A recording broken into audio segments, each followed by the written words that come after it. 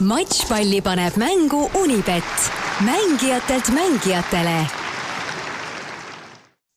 Tere kallid tennisõbrad, on 5. juuli ja aasta 2023. Anett Kontaveidi karjääri viimane turniir just siin Wimbledonis, Londoni tennisepühamus on lõpuks ometi pihta hakanud pärast 2 pikka vihmaspäeva kannatamist. Võitis siis tema 6-4, 6-4 itaallannat Lutz Resia Stefaninit ja täna sellest mängust peaasjalikult räägimegi. Saatejuht Gunnar Lehest Londonis Town Hotel Earls Court metroojaama lähedal ja minuga on ühinenud Allar Hint. Võid oma locationi ka öelda? Shepherd Bush metroojaama lähedal. Ja Riho Kallus, kust sina oled? No mina olen lähim metroojaam on kuskil Helsingis võib-olla. Mina olen Tallinnas. Aga kõik tänast mängu näinud, kes lähemalt, kes kaugemalt. Mina võtsin koha sisse 10.30 ja ma vaatasin otseblogist järgi, see mäng lõppes 15.45. Ehk siis ma targalt võtsin endale ühe croissanti kaasa, kui ma tulin pressikeskusest toast välja, aga tegelikult ikka nälgisin seal mõnuga. Allar, sina käisid vist vahepeal kuskil kohvi joomas, sest tunniajase vihmapausi all ma ei näinud sind külmetamas seal. Ja mina ei jäänud väljaku äärde külmetama, vaid läksin katuse alla natukene kuivamasse kohta, sest erinevalt minust oli sinul vihmavari. Aga jah, oli pikk päev selles mõttes või ka pikk mäng, eks, et nende pausidega ja vahepeal vaata rääkisime ka, et tuli mõnusalt sellist grillilõhna, et ajas kõhu tühjaks küll. Ja kui kohvi või keegi mingi grilliga mööda läks, siis oli päris piin olla. Aga ei, kohta tuli hoida, kui tahtsid seal blogida väljaku äärest. Ega nalja ei ole, kui sa 6. väljakul mängid, et tõsi, seal oligi ju, mitu pinki seal oli. 8 pinki ühel pool ja 8 pinki teisel pool ja 3-4 inimest pingi peale ja ülejäänud seisavad, et nii ta on. Mina sattusin seda mängu vaatama kõrvuti Itaalia Eurospordi 2 tüübiga. Neil siin ülekandeõigus ei ole, aga nad töötavad portaali jaoks. Ja nende esimene küsimus oli, et mis pull on, miks see mäng on 6. väljakul. See mäng peaks olema seal käega osutatud suunas number 2 court või vähemalt number 12. Ja see teema võeti üles ka pressikonverentsil Briti meedia poolt, kes küsis ka netilt, et mis tunne sul oli 6. väljakul, et kas sind ennast ei pannud nimestama, siis Anett endale professionaalselt omaselt ja diplomaatiliselt tuli sellest küsimusest auga välja, ütles, et jah, ma loodaks nüüd järgmiseks mänguks suuremat väljakut, aga mis ma teha saan? Praegu on vähemalt tuju positiivne, võitsin, et seal ei ole mõtet sel teemal rohkem arutada, aga Riho, kuidas Tallinnasse see 6. väljak paistis? Eks ma korra mõtlesin selle peale ka, aga ausalt öeldes seesmiselt on kogu aeg selline tunne, et Anett ju mängib veel ja Anett mängib turniiri veel ja minul ei olnud ka kuidagi olnud sellist tunnet, et see viimane mäng saab olema sellest vaatevinklist tagantjärgi targutades muidugi isegi võib-olla hea, et see atmosfäär oli täpselt selline, nagu ta oli väiksel väljakul, et võib-olla isegi emotsionaalselt oleks raske olnud mängida, kui oleks tohutult suur hulk rahvast, kes kõik kurva näoga vaatavad, et Anett on karjääri lõpetamas, aga ei, ma arvan, et lõppkokkuvõttes kõik hästi ju. Allar, oled ju nõus, tegelikult atmosfäär oli ju äge, sattus sinna nii tuttavaid inimesi kui tundmatuid inimesi, selline kõige ehtsam Wimbledoni kogemus ikkagi, puupinkidel selline country clubi vibe oli ikkagi. Jah, eks sa võid mõlemat pidi võtta seda kogemust või emotsiooni, või ütlema Anetti poolt ka, et hästi lähedal on ju pealtvaatajad, et sul ei ole tegelikult ühtegi sellist, kuidas ma ütlen, vaba hetke, et sa kuhugi saad vaadata ja kedagi ei näe, et võib-olla tõesti sinna taha fooni juurde minnes, aga tegelikult inimesed istuvad hästi lähedal ja just ka eile vaatasin siin meeste mänge ja imestasin tegelikult, et tegelikult kõik mängijad on nii hästi fokusseeritud ja tegelevad oma asjaga, et see ei häiri kedagi. Et see on üks pool, teine pool.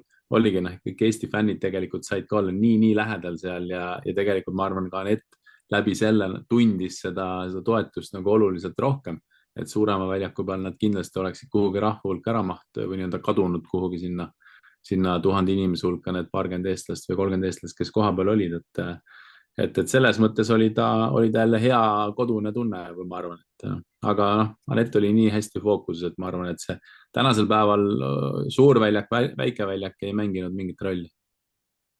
Ja võib-olla isegi ma tahtsin siia lisada, et vabandust, ma korra segan, ma tahtsin võib-olla isegi siia lisada, et see suur väljak ja väike väljak mängivad võib-olla palju rohkem rolli selle koha pealt, et tegelikult need muruväljakud on väga erinevad ja eriti just suured areenid, et mängija jaoks selle väljaku põrkega kohanemine ja täna oli ka ülekande ajal, kuulasin ka kohapealseid kommentaatoreid ja rääkisid ka just sellest, et see on väga raske teinekord just harjuda platsiga. Jah, peaväljak ja väljak number 1 on tänaseks päevaks oluliselt rohkem kulunud kui ülejäänud väljakud. Siin on lihtsalt oluliselt rohkem mänge mängitud. No aga mängust ise ka mängust rääkides, siis 6-4, 6-4, aga olgem ausad, see ei olnud selline kindel kahesetine võit, et seal oli otsustavaid punkte ja hetki, kus see oleks võinud minna nii ja naapidi, aga Anett tuli nendest minu silmis, nii palju kui ma mäletan, tuli nendest ikkagi väga ägedate äralöökidega välja ja mõni lausa mitu tükki järjest ja publik hindas seda. Kuidas Allar sulle kui tennisespetsialistile tundub, et kas see kaalukauss oli nii kindlalt Aneti poole? Ma isegi ütleks, et mingis mõttes nagu oli, et kui ta oli kogu aeg natukene nagu nii-öelda breigiga ees ja andis küll jällegi mingi hetk oma servi ära, kuid kui vaadata, kuidas see mäng nagu läks ja käis, siis ma mõtlen, et minu arust Anett oli väga-väga valmis seda mängu mängima, ei tekkinud ühtegi hetke, kus ta nagu annaks midagi ära või kuskilt nagu kaotaks selle fookuse. Ja kohe, kui ta andis oma servi ära, järgmise servi ta jällegi võttis tagasi ja sai jällegi nagu sellise hoo nagu sealt üles, et ma võib-olla isegi ütleksin, et see 6-4, 6-4, võib-olla on raske öelda, et oli kontrollitud võit. Aga vastane oli väga-väga heal tasemel mängija, mänginud 3 mängu alla, hästi sellist teravat murutennist mängis aga sellegipoolest mul ei tekkinud nagu seda tunnet, et Anett seal võiks nagu murduda. Aga jällegi, kui seal oleks midagi teistmoodi läinud, võib-olla ma räägiksin siin teistsugust juttu, aga jah, ma arvan publikule pallirallid, eks ole, kui pikad, jumala eest mitmeid lööke, fantastilised punktid, nurgast nurka jooksud, ületõsted, seal mängus oli kõike. Riho, tahab midagi lisada? No kõigepealt muidugi minul natukene olukord oli keerulisem, sellepärast, et samal ajal kui Aneti mäng käis, ma ise kommenteerisin Danil Medvedevi matši ja vaatasin arvutust kogu aeg, jälgisin ka Aneti mängu, et Toomas Leius ja Michelle Lehtmets kommenteerisid teles seda mängu. Aga mis nagu tegelikult kõigepealt tahaks öelda on see, et itaallane üllatas heas mõttes, et ausalt öeldes ma ei oodanud, et vastane võib olla nii südikas ja mängis väga head tennist, et see oli kindlasti natuke nagu üllatav ja võib-olla kui Aneti mängust rääkida, meil on ikka alati kombeks, üks mängud lõpevad, siis me istume koos ja arutame, rääkisime Toomas Leiusega sellest mängust pikast ja võib-olla mõned tähelepanekud, mis tekkisid jah, et nagu Allar ütles ka, et kui sai murdega peale Anett, siis ta tundus, et ta nagu natuke nagu üritab julgemalt ja sealt tuli ka see, et need murded nagu läksid tagasi, aga seda nagu hea öelda, et võib-olla hoida teatavat sellist distsipliini, aga ega me ei näe teise inimese sisse, et väga võimalik, et ta tegelikult spetsiaalselt võib-olla üritabki nendel hetkedel natuke rohkem, et enda mingit teatavat sellist mängurütmi leida. Tal ei ole ju praegu nii suurt mängupraktikat üldse ja murul nii vähe mänginud saanud, et see võib olla ka, me ei tea, et kuidas sa tunnetad, kas sa tunnetad, et sul on veel teatav varu, et sa tahad võib-olla järgmiseks mänguks midagi ekstra veel natuke proovida. Ma ei taha absoluutselt alahinnata vastane oli tegelikult ikkagi väga hea, aga jah, mis natuke nagu torkas nagu silma, et kui ta nagu murde võtsid seal võib-olla mingid kohad, kus läks nagu ekstra proovima, et sealt tulid need momendid, kus sai vastane mängu tagasi. Allar, tundus sulle, et hoidis midagi järgmiseks korraks? Mulle tundus ka, et nagu sa ütlesid, et 110% ja rohkemgi veel andis ju välja. Jah, ma ütleks küll, et minu jaoks oli Anett selline nii-öelda vana hea Anett, et ma olen näinud siin ju viimaseid mänge nii teles kui koha pealt, kus ta ei ole nagu tegelikult suutnud võib-olla 100% välja panna tänu oma vigastusele ja ega me tegelikult ei tea ka, kui palju see vigastus ju tegelikult häiris ka tänase päeva mängus. Aga ta ei näidanud seda välja, ta ei andnud seda võimalust üldse mitte kellelegi, mitte kuskil vigastuse taha pugeda ja täna ta oli väga-väga fokusseeritud väljaku peal, et seda oli rõõm vaadata, tõesti rõõm vaadata, et nagu ta ise ütles ka, et ta tahab anda endast parima ja nii-öelda nautida ja tegelikult võidelda, et mida ta kogu oma karjääri jooksul teinud on, et seda oli väga mõnus vaata. No üritasin Stefanini kohta ka natukene tausta küsida need itaallastelt, ega nad väga palju ei teadnud. Nad teadsid, kust ta pärit on, Emilia-Romagna piirkonnast. See on seesama piirkond, kus vormel 1 etapp toimub ja mis see aasta ära jäi, sest seal olid tohutult üleujutused ja sajad ja tuhanded inimesed pidid oma kodud hülgama, aga harjutab Itaalia National Training Keskuses. Allar, sa oled kursis, kus see asub? Ütle korra uuesti. See rahvuslik treeningkeskus, mis itaallastel on, kus okay. Ma ei tea, kus see on. Ma arvan, neid on rohkem kui üks võib-olla isegi, aga ma ei oska öelda. Itaalia nii-öelda rahvuskeskusest pole kunagi käinud, isegi ma arvan, et ma ei ole kunagi kuulnud, et kus see täpselt asub. Tahtsin tegelikult Stefaniniga ka natukene juttu puhuda pärast seal pressialas, küsida talt, et mis tunne on mängida mängija vastu, kellel sa võid potentsiaalselt karjääri lõpetada. Aga seal aeti kuidagi midagi sassi ja pandi nii Stefanini ja Kontaveit ühele ajale. Ma ütlesin, et kui Stefanini tuleb samal ajal, siis ma raudpolt olen seal ruum number 2 ja küsitlen Kontaveiti ja siis nii juhtuski, et ta tuli täpselt samal ajal ja jäin kahjuks Stefanini muljetest ilma, aga meeldiv oli näha, et pressikeskuse ruumis number 2, mis on suuruselt teine pärast seda suurt saali, seal on kõik ümber tehtud, seal nimetatakse seda meediapaviljoniks, see on nüüd hästi kõrgel 4. korrusel, sealt on suurepärane vaade sealt rõdult, kus seal teleintervjuusid tehakse. Aneti pressikal lugesin kokku, oli 15 ajakirjanikku koos minuga, seal enamus olid britid, aga oli ka ameeriklasi, VTA ametlik kirjutaja ja ühesõnaga Anett tuli sisse, ütles, et vau, nii palju inimesi, lahe. Ta lahe ei öelnud, ütles, et nii palju inimesi oli üllatunud ja mis näitab, et meedia hindab Aneti karjääri lõppu palju kõrgemalt kui meil ajakava koostajad. Jah, seda ma arvan, et kõik hindavad ka Aneti karjääri nii lõppu kui karjääri ise palju kõrgemalt kui tänase päeva ajakava või turniiri korraldada, aga selles mõttes, ega Wimbledon on Wimbledon ja mis seal parata, et seal on veel 128 naist ja 128 meest ja veel paaris mängijad ootavad oma hetke, et väljakutele jõuda, et ütleme nii, et ma arvan, sagimist on piisavalt palju.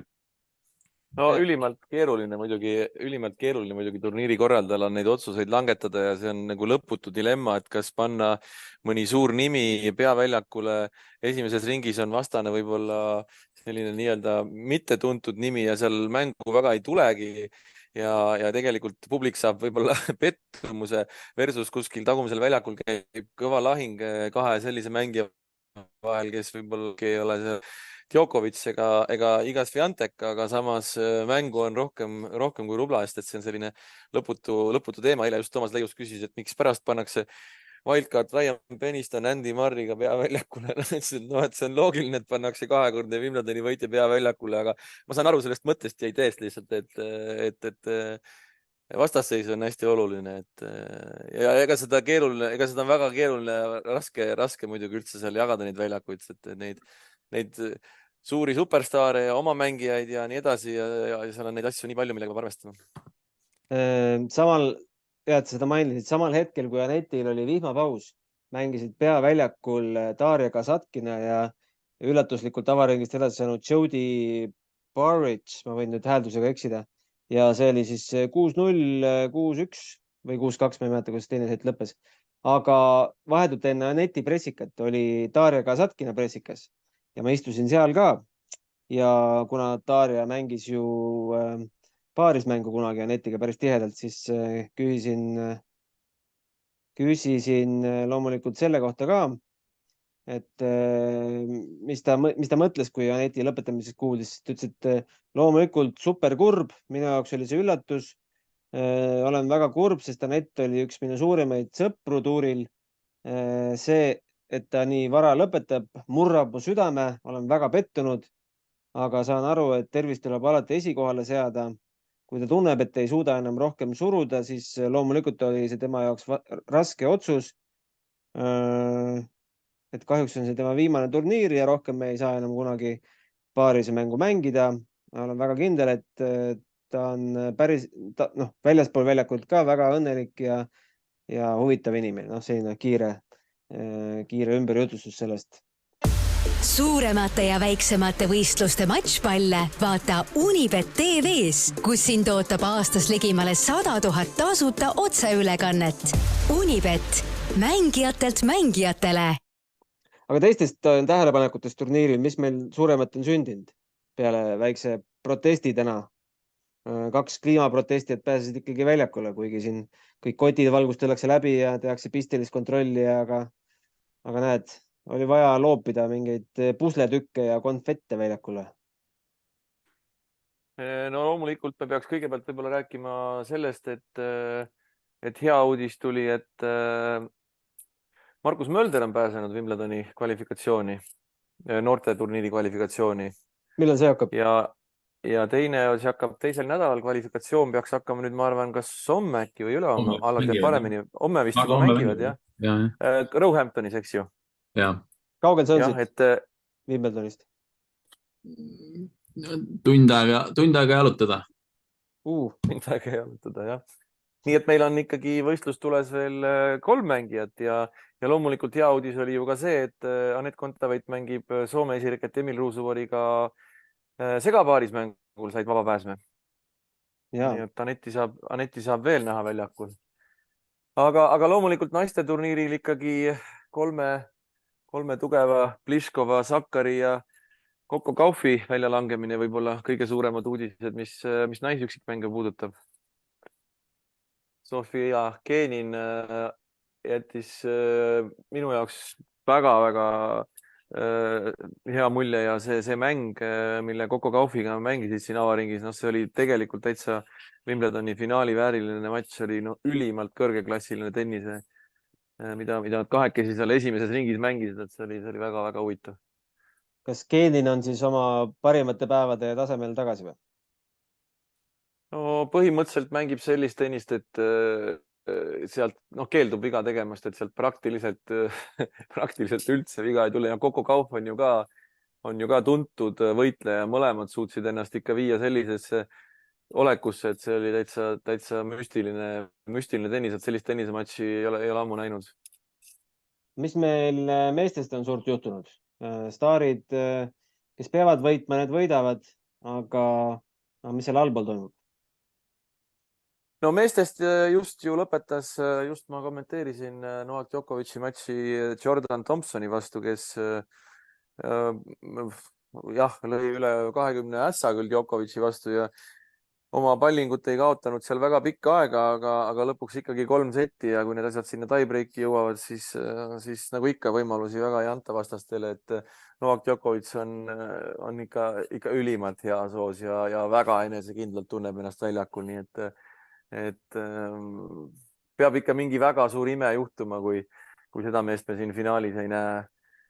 Ma isiklikult arvan. Üks triller oli ka täna, matš, millest ennustati suurt trillerit, selleks ka kujunes Tsitsipas tiim. Vaatan, et viimase seti kiires lõppmängu selles otsustati. Jaa, ma seda tiebreaki vaatasin, Toomas kommenteeris seda, Djokovic'i mäng lõppes, ma vaatasin seda koos Toomasega seda tiebreaki ka, et Toomas teab paremini öelda, aga Stefanos Tsitsipas ei kaotanud täna mitte ühtegi oma pallingut, see matš teatavasti hakkas eile. Ja eile ta kaotas, aga täna ta ei kaotanud ühtegi oma pallingut, nagu mängis suurepäraselt, aga Dominic Thiem on täitsa korralikku tennist mängib ja iseenesest mina hoian väga põhjalt, et ta ikkagi tuleks nagu tippu tagasi, ta ikka see, kuidas ta tahab ja kuidas ta võitleb, see on täiesti fenomenaalne kuju selles mõttes on. Aga tiebreakis tegi paar sellist õnnetut otsust, just mitte isegi lööki, vaid otsused olid kuidagi kummalised seal tiebreaki lõpus, et ega sellest matši võidust jäi väga vähe puudu Dominic Thiemil. Mul vahepeal kõrvadesse tuli, et mul tuli meil withdrawal, ei tulnud kahjuks meili, et oleks uut ajakava homset väljas, on olemas küll peaväljakute ajakava. Rahustaks võin öelda, et withdrawal ei ole Anett Kontaveit, vaid keegi Jibing Wu ja Xing Sheng on loobunud paaris mängust Wu haiguse tõttu. Et loodame, et see ei ole mingi haiguspuhang meil siin Wimbledonis. Aga spekuleerides, siis kas Anett üldse mängib homme või ülehomme, ega me ei saa seda ju surmkindlalt väita ei homse ega ülehomse kohta. Ega ei tea jah, ei saa, aga noh, ma ei tea, ma ise eeldaksin ikkagi homset mängu, et korraldajad on ikkagi nii suurtes mänguvõlgades hetkel, et. Aga tänasest lükati samamoodi edasi, palju mänge. No just, aga väga palju oli ka teise ringi kohtumisi, mis lükati edasi. Et noh, ma arvan, et seal on, ma ei tea, kas naistel on veel midagi mängimata ka või? Kas esimese ringi kohtumisi minu teada, ma arvan, ei lükatud edasi. Aga noh, ma ütlen, see on kõik nii lahtine, et mine tea, mis seal lõpuks tuleb. No me Allar arutasime ka, et kas, kui me seal räästa all eile seisime mitmeid kordi, siis kas on oht, et see turniir ei lõppe järgmise nädala pühapäeval? Kas tuleb võtta mingi ekstra meede ehk siis ka esmaspäeval appi, aga sa arvasid, et ei, täna küll seda veel ei ole nagu näha, sest ikkagi ju eriti mis puudutab ka järgmist nädalat, või ütleme ka nädala lõppu tegelikult, kui mänge jääb nii palju vähemaks, et võib-olla plaani järgselt on sul kasutuses 8 väljakut, aga nüüd sa pead kasutusele võtma võib-olla 12 väljakut, et ma praegu küll ei näe, et siin nii-öelda päev juurde tuleks, aga pigem tuleb see päev juurde ikkagi kuskilt sealt, kui sul on võib-olla, ma ei tea, tõesti 4 päeva järjest sajab ja siis lähevad asjad nagu väga juba selline üksteise otsa, aga praegu küll seda näha ei ole. Me pole veel rääkinud Marie Puskovast, kes on järgmine Anetti vastane. Ta on selline 32. asetus, nad on ühe korra mänginud aastal 2020 ja Anett selle mängu võitis, aga mida me Tšehhiterist arvame? Riho? No kõige põhilisem asi, mida me arvame, on loomulikult see, ja seda arutasime ka just Toomas Leiusega koduteel, et me räägime ikkagi eelmise aasta Wimbledoni veerandfinalistist, mis räägib selle eest, kui hästi ta mullul tennist mängida oskab, et kindlasti mitte lihtne vastane Anetile. Et ega ma ei oskagi midagi siin muud täpsemalt lisada. Ma ei mäleta, et ma oleksin vähemalt viimasel ajal tema ühtegi mängu kommenteerinud, et nüüd niimoodi siin täpsemalt analüüsida, mis ta seal väljaku peal teeb. No Allar, sa ei oska midagi lisada? ega selles mõttes ma pean või olen nagu Rihoga samas staatuses, et ei ole näinud ta mänge ja kui me siin pärast Aneti mängu rääkisime, ma ütlesin, et ikkagi selline Tšehhi koolkond ja tõenäoliselt teadmata ka kusjuures sellel hetkel, et oli eelmise aasta veerandfinalist ja kui pärast vaatasin seda, mis ta siis muru peal teinud ka on, et näed imet, et on jõudnud Wimbledonis veerandisse, et mis tähendab seda, et ta tegelikult ju tunneb ennast muru peal koduselt ja nagu ma ütlesin, Tšehhi koolkond on osavad mängijad, et oskavad mängida nii võrgus kui taga ja varieerivad tennist sellist, et selles mõttes kindlasti on ta ebamugav vastane võib-olla Anetile, aga eks on jälle see ka, et kui ebamugavaks Anett laseb endale teha selle vastase, et kui ta suudab ise tempot hoida ja vastane ei saa seda palli talle võib-olla kui muru peal sellist madalamat ja kus on keerulisem lüüa, siis on, ma arvan, kõik võimalused mängida. Ma tutvustaks teile võib-olla natukene tema viimaseid tulemusi. Ta küll võitis Simona Valterti, selline Šveitsi mängija esimeses ringis 6-1, 6-4, aga enne seda oli ta 4 mängu järjest kaotanud.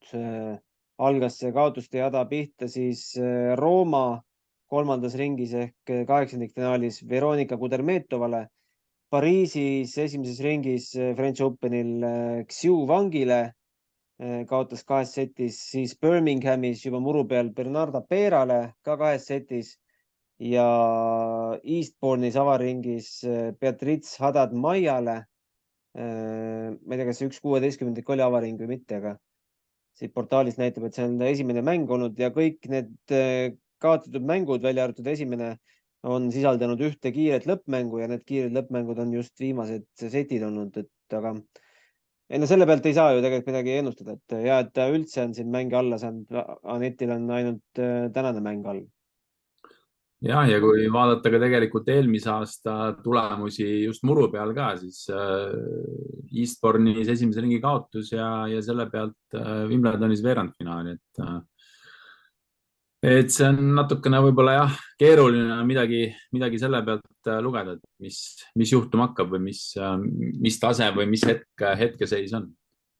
Jah, selles mõttes on selle pealt keeruline lugeda seda õigesti ja me teame siin mõned mehed ei mängi üldse muruturniiri alla ja võidavad siin kogu aeg Wimbledoni, nii et seda on nagu selle pealt raske ennustada tõesti, aga mille pealt ennustada võib, mina arvan, et ikka kõige olulisem on see tänane mäng. Ja nagu Alar ütles ka, et kui tervis peab ja Anett sai täna ikkagi võidu alla, ega tal ju viimastel aegadel ei ole palju neid mänge üldse olnud ja eriti veel võidumänge, et ma arvan, et see mäng iseenesest annab enesekindlust just teises ringis minna ikkagi väljakule teatava sellise pagasiga ja ma arvan, et see on kõige tähtsam. Kuulge, selge, tõmbame tänasele podcastile joone alla, meil saabki see Zoomi meeting siin 5 minuti pärast läbi. Vaatame, kuidas meil ajakava tuleb ja kuidas meil edasi mängud lähevad. Nagu sa, Riho, ütlesid, siis Mölder on meil on Ingrid Neel, loodetavasti alustab ka homme. Tegelikult naiste paarismäng pidi vist täna juba alustama, aga tegelikult täna ajakavas, jah. Jah, aga tegelikult ühtegi paarismängu minu teada ei mängitud. Vaatame, mis homne päev toob, mis ülehomne päev toob ja ma arvan, et kuulajatega kuuleme ka veel Wimbledoni teemadel. Head õhtut teile, poisid! Head õhtut! Matšpalli pani mängu Unibet. Mängijatelt mängijatele.